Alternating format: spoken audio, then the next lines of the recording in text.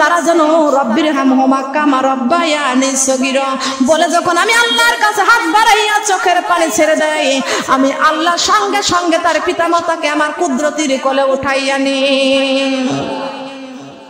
এই দোয়া সন্তানদের জন্য, মা বাবার জন্য আল্লাহ সন্তানের জন্য দান করেছেন। কথা বলেন সুবহানাল্লাহ।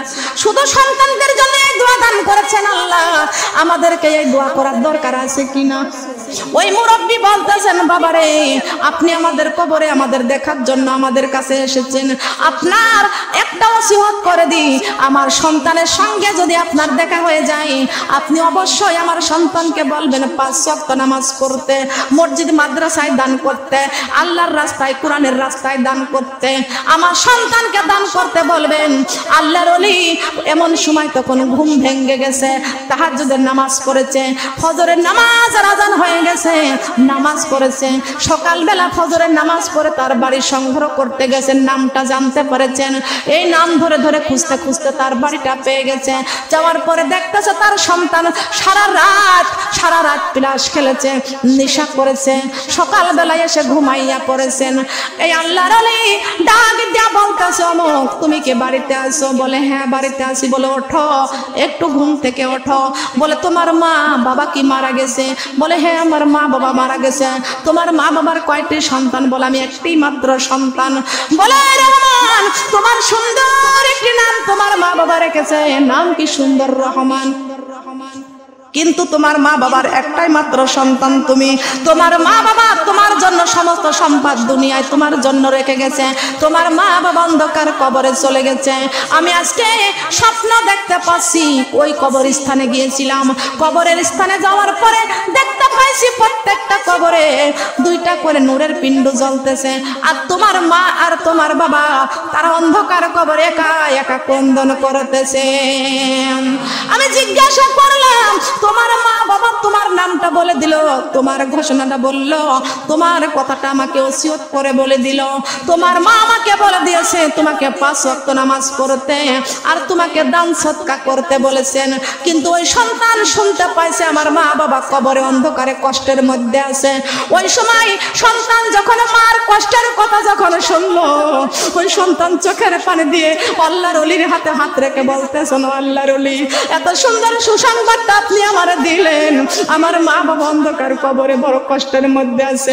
আজ থেকে আমি কোরআন বুকে করে আমি 5 ওয়াক্ত নামাজ পড়বো, আল্লাহর রাস্তায় মা বাবার জন্য দান করবো।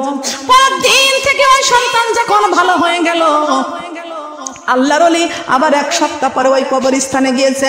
কবরস্থানে যাওয়ার পরে দেখতে পাইছে প্রত্যেকটা কবরে 2টা করে নূরের পিণ্ড, আর ওই ব্যক্তির কবরে আল্লাহ 3টা নূরের পিণ্ড দান করেছেন। কয়টা নূরের পিণ্ড দান করেছেন? সন্তানের জন্য আল্লাহ পাক রব্বুল আলামিন কবরের মধ্যে নূরের পিণ্ড দান করেন। বলেন সুবহানাল্লাহ। ওয়া তুজাহিদুনা ফি সাবিলিল্লাহ, ওয়া তুজাহিদুনা ফি সাবিলিল্লাহ। এই কথা আমার নয়, এই কথা আমার বাবার নয়, আল্লাহর কোরআনের কথা।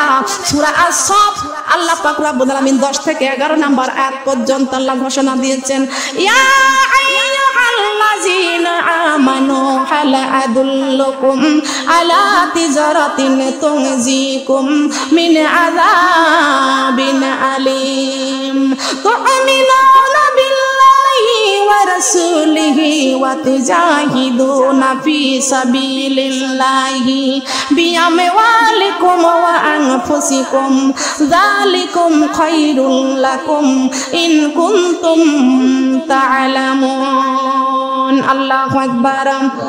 এটা কার কথা? এই কোরআনে মিথ্যা আছে? কোরআনের মধ্যে কোনো ভুল আছে? কোরআনের মধ্যে কোনো ভেজাল আছে? কোরআনের মধ্যে কোনো সন্দেহ আছে? তাহলে আমাদের জান এবং আমাদের মাল কার রাস্তায় অতিবাহিত করতে হবে? রাজি আছি? আমরা কার রাস্তায় এসেছি? আল্লাহর রাস্তায় এসেছি। দান করতে রাজি আছেন? এই জান্নাতের বাগানে দান করতে রাজি আছি কারা কারা?